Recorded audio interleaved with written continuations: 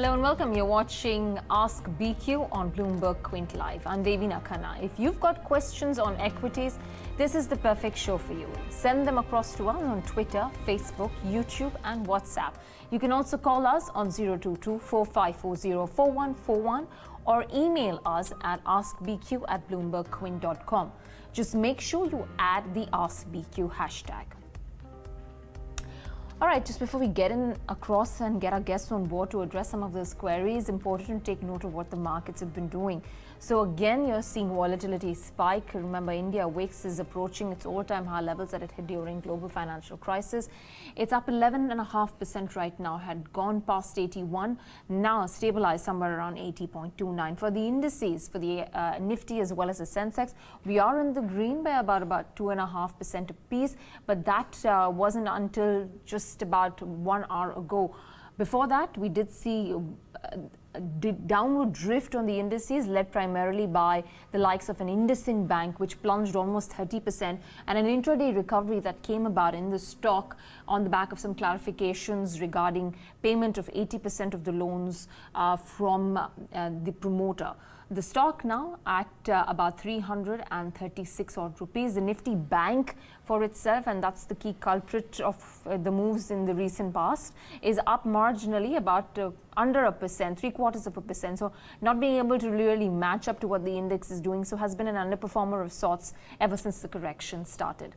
But let's bring in our two experts on the show then. Vikas Jain of Reliance Securities and Samir Kalra of Target Investing are here to answer all of your queries. Gentlemen, welcome to the show. And before I take in some of those queries that have been coming in, Samir, I'd like your opinion. I mean, this is obviously not a real telltale sign of a turnaround, just a little bit of a breather that the market has got. But what does one do now? So I think, Devina, this is more towards, we are approaching a monthly expiry. A lot of shorts have made a lot of profits. So it can be more towards the short covering. If I read more into it, if I see the real data, we are around 560 districts are in total lockdown. So the real economy is still taking a toll, and I won't pay that much heed to the bounce. I will still not be tempted. I would look to exit certain stocks if the bounce continues here for another 2 to 3 days, which I really wanted to get out of certain stocks and maybe create more cash. So that's Samir's opinion there. If you can use these bounces to exit positions that you had earlier wanted to exit. Let's take in those queries then, and I'll start off first with a WhatsApp query that's sent to us by Hardik Vachani. He says, why are PVR futures up in trade even as cinemas and malls are shut? Well, at this point in time, we have seen a lot of trading activity in a way for most of these counters, aside from the fact that much of the damage into these counters has already been baked in for at least a PVR, which has corrected significantly, and even an INOX, which now from levels of about 500 and northwards of 500 has come down significantly. But markets are in general up in today's session. Most of these stocks have been recovering from those lows. But if you had to take a position right now, factoring in that it's going to be some time before people start going and watching movies in a theater, Samir, would you say that this is not a question of just 1 quarter or 2 quarters, maybe slightly longer for the likes of these exhibitors? So this can really play out ugly for cinema, and because if you see PVR and INOX were really on their premium highs in terms of valuations before this all started unfolding. And again, from my perspective, the cinemas and restaurants will be the last leg to be reopened. And even if they are reopened, they will not see that kind of a footfall which they were seeing earlier. So it'll take at least another 3 months from the reopening date to recover to a certain extent. And that's where I think it's better to stay away. And these bounces can be because of, shorting ban which you had, or another factors. So let's not play into that and get trapped. So it's better to stay away and watch the situation. Yep, PVR, because of the new changes put in by the SEBI with regards to its market-wide position limit, had moved into the ban period in yesterday's session. And the expectation was that there could be a possibility of a short squeeze coming in on PVR and some of those stocks within the ban period. Vikas, you have a call on PVR? Yeah, if you look at the stock has declined pretty sharply over the last one month because when the first news flow broke in, the stock corrected sharply. Now with the new regulation come into place, the stock has witnessed some amount of short covering, but again on the higher side, 1380 to 1420 is a multiple strong resistance. So we expect good amount of profit booking from those levels. Okay, that's a quick take on PVR. Hope that addresses your query. The other one that's coming in on our on WhatsApp is Ramya, who wants to make a fresh entry into Avanti Feeds with a 5-year view. Please advise. Obviously, you know, the impact of coronavirus has been felt within this space as well. Prices have sharply corrected, and not just the stock price, but just you know, the product itself, and prices have come off significantly for seafood. Do you feel that Avanti Feeds can, you know, cope with this and come back, and 5 years from now could be a different picture altogether? That's probably the same story for the entire market, but specifically for Avanti Feeds, Samir. So I think there is right now the export side will take a knock for sure. If I see the port traffic last week, it was down 20% all over India. So that port traffic will give you a guidance to a certain extent what exports are there. Cash flow generation is still better of Avanti Feeds as compared to the other lot in the same industry. But I think it's very preemptive to invest in 5 years seeing today. You can maybe let the situation revolve in maybe by June you can review it and let one result come out and see what kind of a hit they've taken on the cash flow generation. Because from my perspective, all the companies now need to be judged on cash flow generation for this quarter and next rather than P&L and revenue. Okay, that's Avanti Feeds for you. Next query comes in from Roshan. What is the right price to start accumulating Larsen and Toubro, LNT? Again, a laggard of sorts within the larger index as well. And this is not a laggard just in the correction phase, but it's been a laggard even in the phase where the index actually made record highs. Not too much of attraction, but Vikas, what would you do with an LNT? Yeah, the stock has been a continuous underperformer, and if you connect the dots, the stock is almost trading near to 5-year low. It has tested the lower band of the average, which it achieved in February 2016 when the Nifty was trading near to 68.25 levels. So it is completely oversold. So if somebody is looking with a horizon of more than 6 to 9 months, he should add on at current levels, and another 10 to 12% decline, he should invest another 50%. Okay, I hope that answers your question. But Larsen & Toubro, remember, infrastructure, construction, everything comes to a standstill right now. And any which ways, L&T had been facing a bit of issues with regards to the overall orders coming in.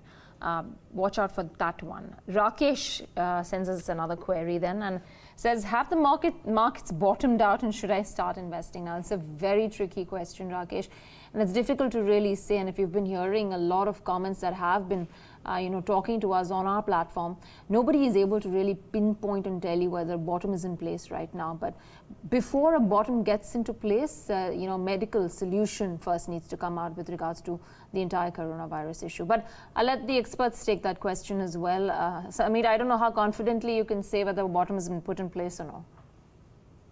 So, not with the confidence on certain levels, but yeah, as you said, the medical solution has to come out. First of all, for us, the cases are still rising on a 45, 50 kind of average daily. So for us, actual plateau where the whole push from the government is to plateau the number of cases. If we achieve that, I think that will be the first place to put money. And second can be when it peaks off from the plateau itself. So look over towards that timeline rather than the levels at the market, because it will be reflected by that plateau formation or spike or and the solution thereafter. Okay, from a technical standpoint, Vikas, most experts have now started to take a dual view on both fundamentals and then mapping that up with technicals to see if any critical support levels have been reached to know. But on the index particularly, are you seeing any such formations? See, near to this 7650, 7680 is the 38.2% retracement from the recent high what we made in January 2020, that is 12,431. So that's a perfect 38.2% retracement technically if you look at, so that should hold on. If that 7600 has been broken out on because of the global news flow and the domestic fears which continues to remain with respect to COVID-19, then the next ideological support comes near to 6825, that is February 2016 lows. So we are somewhere near 8 to 10% away from the 5-year bottom. So Nibble, one should invest systematically at the current levels because the first 500 points or the first 1000 points would always continue to remain. And once it moves up with the higher band, then the bottom can be confirmed. Okay. That's a quick take coming in from both our fundamental as well as our technical experts on the index and whether or not there are any critical triggers to suggest that we could be somewhere near the bottom. But really, nobody can place it. Coming to more queries then, Hemant Agarwal, should I buy Manappuram Finance? You want to take that, Samir? So I think they were doing well, and from here on, I think when the reopening happens, they will again able to provide that liquidity. Because if you see NBFC side now, again the problem of raising funds comes into play because bond markets are really squeezed out of liquidity. So I think gold companies can do better, but right now because of the branch closure and all, they will take a knock. So I think look at in mid-April or April end, if the operations restart to a certain extent, then I think my first leg will be the NBFCs who have already liquidity on books, and gold will be the first point of view from my side. Okay, that's on Manappuram Finance. Next one comes in from Smriti Ranjan Sahu. She needs a fundamental view on Whirlpool and Voltas. Now, interesting one there, Samir. Whirlpool particularly stands out in the sense that you've got the company strong with regards to its return on equity. I think 20% return on equity. They've been doing well in terms of their earnings CAGR as well. So a relatively strong outperformer within the pack itself. Would now be the right time to enter into a Whirlpool or even a Voltas for that matter? So I think I'll prefer Whirlpool over Voltas right now. And for me, Whirlpool can be a SIP mode investment. Spread it through, let's say, June till June, July, and because these kind of valuations in Whirlpool is very rare. They're now running at least 10% or 15% discount to 5-year average. And I think over there, Whirlpool balance sheet is very sufficient and the cash flow generation was very sufficient. So even if they take a knock for next 2 to 3 months, I think they'll be better off as compared to maybe a Voltas or a Blue Star in this situation. Okay, Whirlpool is the better option here. So, Smriti, hope that answered your question. Rajan Shah, is this the right time to invest in Pidilite, Asian Paints and BEL? Good, strong names that Rajan has selected. I'll come to Vikas as well to get in a quick technical call. But before that, Samir, a quick opinion on whether it's the right time to invest in any of these names. I think Pidilite becomes one of the names which even I'm interested in. But again, if a lot of sales is B2B for it. So if there's a halt in the system, whenever the recovery comes, I would rather play it through Pidilite and certain other consumer staple companies. Vikas, what's your take? Asian Paints in the charts, maybe? Well, compared to Asian Paints and Pidilites, I would agree with Samir. Pidilite would be the preferred choice because we have seen good amount of corrective phase. The stock has tested the lower 34-month average of 1212, 1230 odd levels and witnessed a good amount of bounce back. So Pidilite looks more interesting compared to Asian Paints in today's trade, and we believe that Pidilite can even test 1550 on the higher side over the next few weeks. Okay, Pidilite is the verdict there from both on the technical side as well as on the fundamental side. Siddharth Rawat bought 1,000 shares of Amar Raja at 523 rupees and needs a fundamental and a technical view on that count. You should look up what the stock's been doing and whether or not any of these battery names in the midst of what's been happening to the auto industry as a whole is a good option to be in. 523 stocks at 387. Vikas, to you first. Well, this stock has been a continuous underperformer. Even if you look at the last year when the broader markets were been doing pretty well, the stock was being a major laggard and it failed to cross those 780, 800 odd levels. And it has sharply underperformed. We believe the underperformance would continue. So it's better to exit at current levels and invest into some other stock which has been beaten down from the automotive space like TVS Motor or Maruti from current levels. We believe these stocks would see more up move compared to Amaraja batteries from current. Okay. What about you, Samir? So I think Amaraja is my preferred choice as compared to Excite right now. But again, I'm staying away from auto and auto hangs for a good amount of time now. Since November or October, I've been saying that stay away from these companies because again, BS4 becomes an issue now when dealers are already locked down. So I think they'll take a long time to recover as compared to other sectors. So I think it's better to be booking a loss right now and maybe revisit at a much lower price, which you might get in near future. Okay. That's Amar Raja. The stock's flat in today's session, so not really performing in tandem with what the rest of the market is doing. Paul Barber holds 100 shares of GMM Pfaudler at 1,000 rupees. Can I add more at current levels? The stock's at 2,134. So, definitely got it at very attractive levels, and this has been a clear outperformer. It's actually been a favorite, and since before the correction started, while valuations were a bit heady on this one, there was a lot of consensus buy calls that came in on GMM Pfaudler. Samir, should he average out? So before this fallout, I think it was really nice rally because the results were supporting it, and fundamentally it's a very sound company. But again, a lot of work is B2B. So now for a couple of quarters, there is a kind of uncertainty. He can, let's say, put 15 to 20% right now and let the results show it, and then add on further on the upside or kind of a downside he needs. So maybe next he can put it in 3 tranches or 4 tranches spread towards the results. Okay. That is GMM Pfaudler. The stock has rallied, but the results, it supported the move on the counter. The stocks the last 6 months been up 41%, and I guess this dip that we've seen in the market, while it has obviously not remained untouched, probably a little better off. Devendra Dhoot, between Titan and ICICI Lombard, which is a better long-term bet? Samir, what would you do? A Titan? Obviously, right now, it's very difficult to take a call on Titan as well because of what's been happening with gold prices and jewelry buying coming to a standstill. They'd already reduced their guidance to about 10% They met it in the last quarter, but now that we've seen this kind of move in gold prices once again, that could dampen the prospects. Yeah. So I think gold prices are not going off to that low where we were at 1350 anytime soon from my perspective. And Titan has a lot of capex and cash flow issues will come up now. So I think stay away from Titan. ICICI Lombard is a good play for a general insurance and has a large market share.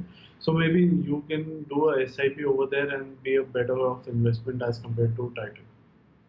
Okay. So ICICI Lombard is the choice there. Hemant Agrawal has a query, says need a fundamental and a technical view on Ricoh Auto, Tata Motors and Ashok Leyland. Again, hammered out of shape for all of these names. Ashok Leyland having news of its own, obviously the management clarifying that they are pushing back, acquiring that stake in the finance arm, but the intent is now pretty much out in the open for the market. So it's just a matter of when they do it. The stock today is up about 9% but beaten down pretty heavily. And then Tata Motors, China being the biggest market for JLR, suffering the way it has been, has had its own toll on the stock price as well. But let me get in some technical views. Vikas, you want to come in? Ricoh Auto, Tata Motors and Ashok Leyland. Well, in case of Ricoh Auto, we can completely avoid because the stock is almost trading down and we believe it will a lot of time take to recover on the small caps and the mid cap side. No doubt from the Ashok Leyland and Tata Motors perspective, Tata Motors looks more interesting compared to Ashok Leyland because the stock has seen some amount of bounce from lower levels and some bottom formation has been seen into those 63, 65 levels. So Tata Motors should see some amount of recovery compared to the better three. So it's better to do long in Tata Motors if we have a choice from those three. Okay. You have a view, Samir, on any of these names? My view is stay away from autos for a medium term, not even a short term, medium term, stay away. They have a lot of issues. And commercial vehicle BS4 inventory to be diluted will take a lot of pain at these companies. There's very little that you can crystal gaze with this particular segment and say that things will turn around at any point in time. But stay away is Samir's call. Vishal Prajapati has sent us a query saying, should I average BPCL at current prices? BPCL obviously has had its dream run on the back of the possibility of privatization. Now it's come back down, 1.8% lower in today's session. Do you think it's a good idea to average this one, Samir? Not really, because there was one logic that the divestment will happen very quickly. So now I think that is, at least for next 3 to 6 months, that's a way out of the box. Secondly, if you see, because of these lockdowns, your refinery will come off, because your demand of petrol and diesel will drastically go down, and these will take another set of losses, because already, even if the oil is at $30, I think the benefits will not be as large, as because the demand has really drastically come off in a lot of cities. Okay. BPCL there. Stock last 6 months has been down about 42 odd percent. Like I said, had seen its dream run. Lucky ones were able to get out at those elevated prices. But the stock and the entire energy basket itself is looking really weak. Satya Subhash, before that, Divya Jain, between HDFC Bank and Axis Bank, which is a better long-term bet?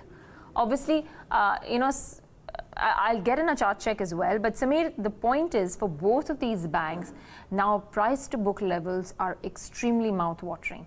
And if you were to put aside this noise and the current volatility, and you know that these banks are not going to go out of business because of this one event, then these prices should really be attractive. What's your take? So I think for me, Axis becomes more attractive because three main points. The management has already taken over. They have done a QIP at higher levels. They have raised around 12 to 15,000 crores. They have that cash with them to increase their market shares. And I think right now they are coming out of the provisioning issues, whereas HDFC Bank has started 3 quarters back.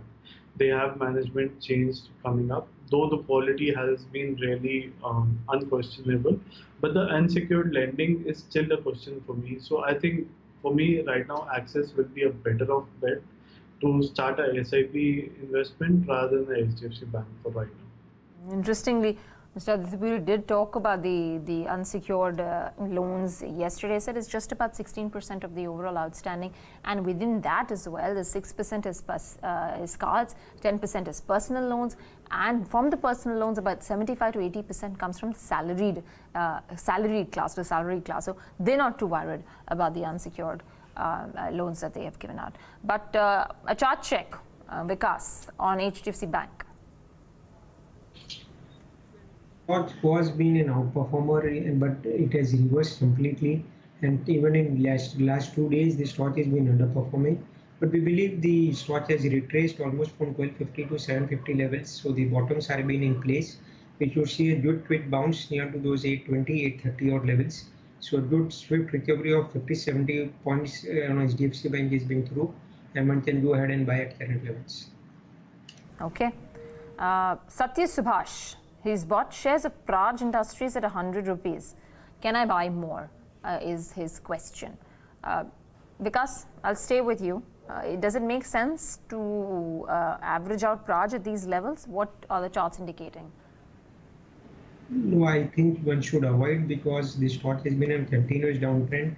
And as we discussed, first it will be the large cap recovery, followed by mid caps and small caps. And so Praj will take a lot of time. So it's better to stick to some high quality names at current levels rather than diversification into the small caps. Okay, that's Praj, and I think we have a time for just one last query, and that's coming in from Sagar Patil. Between Piramal Enterprises, Federal Bank and ICICI Pru, which is the better bet? I mean, you would want to go with ICICI Pru, but then again, looking at the way the markets have been positioning all of these stocks, Samir, what would your suggestion be? So I think for me right now, Piramal Enterprises gives me a little bold and investment, let's say a SIP mode preference out of the three, because ICICI Pru fundamentally because of these ATC changes and all, the whole dynamics of the markets changes. So even if the recovery comes, I have no clue how it gets attracted to the market shares which it has. And Federal Bank, again the South, again the provisioning, all the NPA issues will creep up for them. So I think Piramal is already kind of selling off the non-core and raising a lot of liquidity. So and they have started focusing on consumer lending rather than being already in the books. So maybe in next, let's say 12 to 18 months, a Piramal enterprise will be a better off SIP investment as compared to others. At this point, though, slightly more risky, Samir, don't you think? I mean, ICICI Pru, while obviously the changes with regards to ATC do impact, but it's not as if we've really seen a material change of people opting out of that right now. So on those fronts, on a fundamental call? See, as a scenario or as a sector, insurance sector will always play out a better bet as compared to the finance. But in terms of what kind of valuations both of them offer, and it is in the short term riskier bet, but I think already a lot of risk in the system in terms of the fundamentals are already getting cleaned up. They're not totally cleaned up. But I think if you want to do a 12 months SIP, I think Piramal will be better off rather than, because in ICICI Pru, you might need to see a timing issue and there might be a recovery more sooner. So I think Piramal might be a better off place. Okay, that's Samir's call there. Still finding much of the risk already built in for a Piramal enterprise at this time. But again, would remind all our viewers and all the people who sent inquiries, do remember this, you need to do your own research before you take any kind of calls with regards to making investments. But that's all we have here on this edition of Ask BQ. I'd like to thank both our experts, Vikas as well as Samir, for helping our viewers with their queries. But remember, we are just a tweet, post or call away. So keep your queries coming and we promise to address most of them through our shows. For all previous episodes, visit our YouTube channel or website, BloombergQuint.com. Thanks for watching. Stay tuned to BloombergQuint.